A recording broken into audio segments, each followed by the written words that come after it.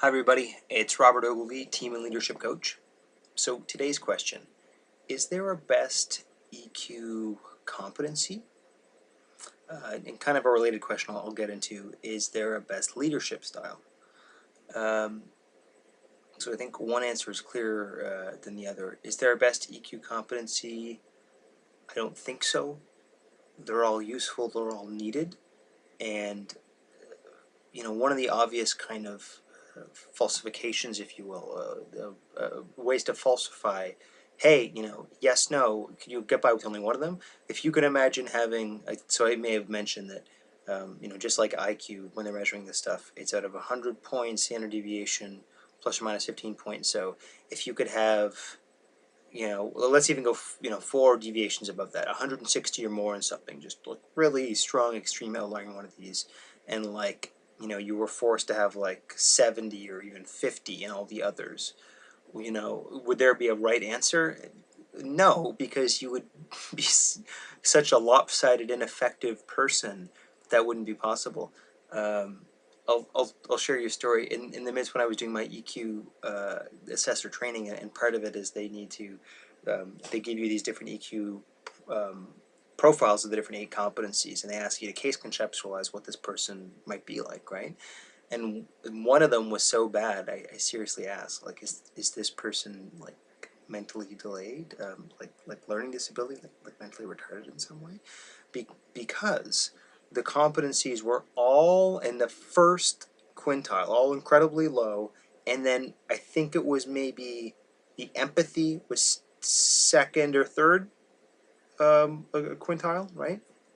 And anyway, so because I was so stunned about how lopsided and poor this person would be, right? But I mean, really, even if their empathy was in the top, fifth quintile, that wouldn't have changed anything, right? That still wouldn't be a very functional, capable person. This might be a good time too to highlight the difference of this is EQ is not your technical skill, so it's not to say that you can't develop a technical skill set to do something, but if EQ is part of the gas in your motivational engine, it's part of how aware you are, part of how you're relating to others, part of how you're making good decisions, right? All of that stuff would just be really, really sloppy if your EQ wasn't good. So is there a best emotional intelligence competency? No, you need all of them. Let me also qualify that on the other end. It doesn't mean you need to say all of them are super high. The point of when you go through these assessments is ultimately still client-centered, is still based on your own choices and needs of, are you okay with this? Do you want more of anything, right? And yeah, most people would point to 1 or 2 of them and say, yeah, you know what, I'd like that one score to be better, right? But it would be unreasonable to think that you're going to develop everything up to this higher kind of range of things. And I think I already mentioned anchoring in the other one, where your higher competencies are going to kind of compensate for your lower ones, and these are part of kind of normal reaction patterns that you would deal with. This might also be a good time to say that higher is not necessarily always better. In its purest sense, these are habits or traits. So I can think of a few examples where higher has not always been better. In the past year, I linked up with a coach. He's from the kind of Mediterranean, Turkey, Lebanon kind of region, but he's been living in Shanghai for the past few years. Really capable, really amazing guy, loves people, is great at getting value, delivering value to people, right? We're really great at helping people and really fast, right? But when I did the ratings, when I did the assessment for him, his empathy was mid-range, and I was not only surprised by that, but particularly even my own experience with him, why it was mid-range. And what it came down to is that over the past 5 or so years living in this big metropolis, where people were asking tons of stuff from him for free, and he's already, despite all of his skill sets, having a hard time managing his finances and his kind of career stability in some aspects of it. He had to actually, over the course of a few years, ratchet down. And again, these are modifiable. Ratchet down his empathy because he had given away a lot more free time, free work in the past, and it was causing lots of problems, right? So that was a use case where he had to decrease his increasing empathy from, I don't know, maybe it would have been 4th or 5th quintile down to the middle range, 3rd quintile, right?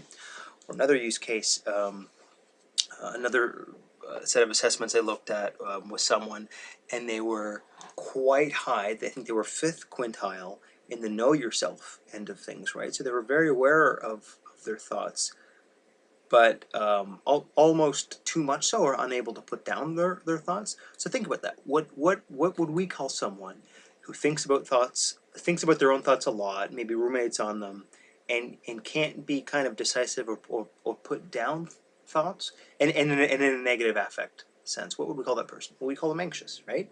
And that's what it was when we explored this with that person. It was like, oh yeah.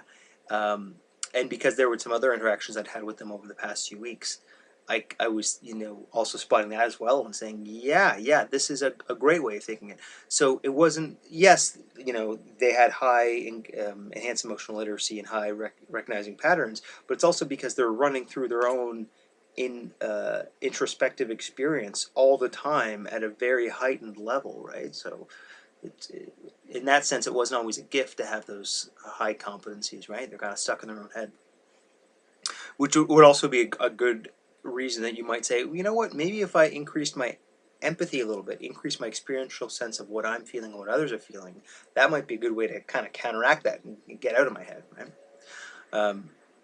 So the other part I want to touch on here is there a best leadership style?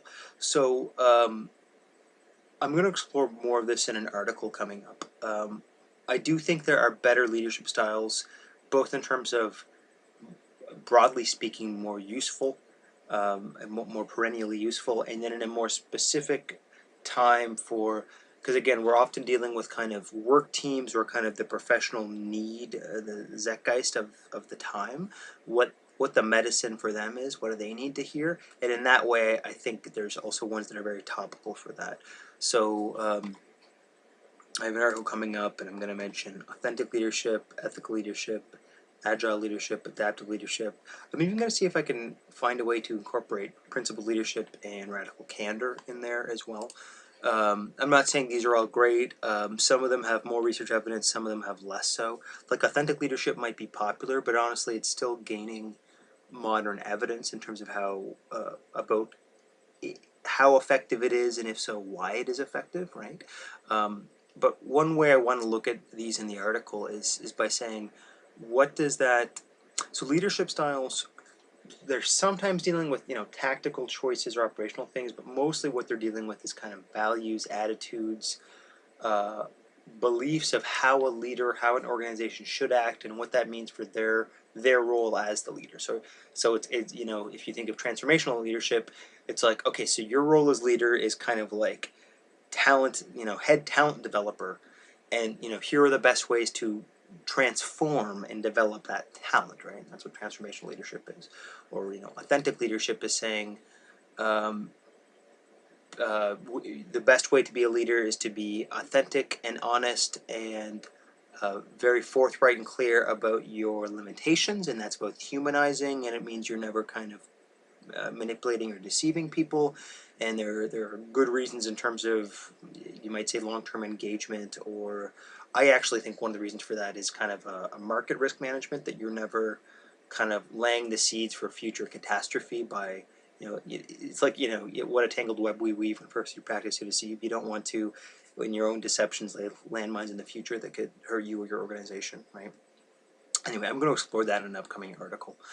In that way, then, these leadership styles might be kind of advocating for certain clusters of EQ competencies, right? So let's just have a quick look now and say, okay, authentic leadership, what EQ competencies might that ask of us? Well, it might ask a lot of pursue noble goals. So trying to be clear and honest all the time with everyone, and create a culture of honesty and personal authenticity, right? That seems pretty noble. There also seems to be a big sense of empathy here, because a lot of this is like, you want to be able to connect with others clearly and truthfully, right? And you want them to be able to connect with you truthfully. You want to know what's actually going on. So if you think of maybe in the past, particularly more command and control stuff, you don't want to be seen as this big, powerful, tyrant, or this, there's something risky is on the line, and so people aren't giving you the truth, and they're even kind of scared or even cowering around you. You want just the opposite. You want people to be very upfront, very clear. You want them to be able to be open, right? So there's a big focus on empathy. feeling what other people are feeling. What are some other things it might want? Navigate emotions. It's trying to also kind of say that as a leader, you have just this innate human capacity that you can develop to not freak out in situations, to call it like it is, and from that clear seeing and the fact that you don't have to overreact in some sense, you can then deal with the problem very simply as it is, right? And you still might need to create some good, complex, effective strategy to actually tackle what it is, but you don't have to um, compound it with added mental confusion or organizational confusion, right? That also means really a great recognizing patterns, because really we're dealing with behavior patterns, we're dealing with reaction patterns, right? You're trying to cut through that. You could even think of in this sense that you're trying to emotionally broadcast to people that things are okay, that they are fundamentally okay, that we as an organization have the capacity to deal with this. So if we can actually just be upfront about what the situation is, we'll galvanize the resources necessary. So I think it doesn't perhaps say much about what those strategies and solutions are, but I think as an attitude, it's a very noble, people oriented one. It's a very truthful one too. That's also why I think radical candor, I think, shares a lot of these, right? They want, you have to be empathetic as a leader, but you also need to have clear, direct communication, and those two tools together can be a very powerful organization, and they're a strong foundation for then everything else, every other kind of strategy and execution piece that comes after that, right? Anyway, we'll explore this more in the upcoming article. Hopefully you guys get a sense now of what these different EQ competencies are capable of, why none is really better than another.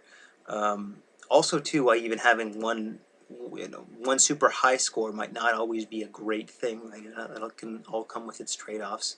Uh, um, I've done this assessment twice now. Once was about a year ago. Once was more recently after coming off a three-week meditation retreat.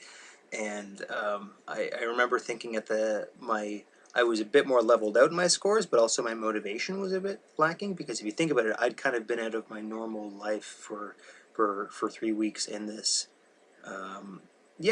container environment, right? And so that was a trade-off, right? That I had kind of personally been. I'm sure if I were to do it right now, it would get slightly different ratings, right? As I'm back into my life and professional focus.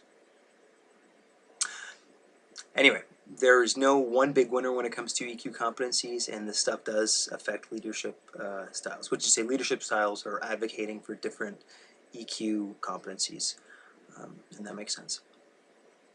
All right. I'm Robert Ogilvie, Team Leadership Coach. Hope you learned something. I'll talk to you guys soon.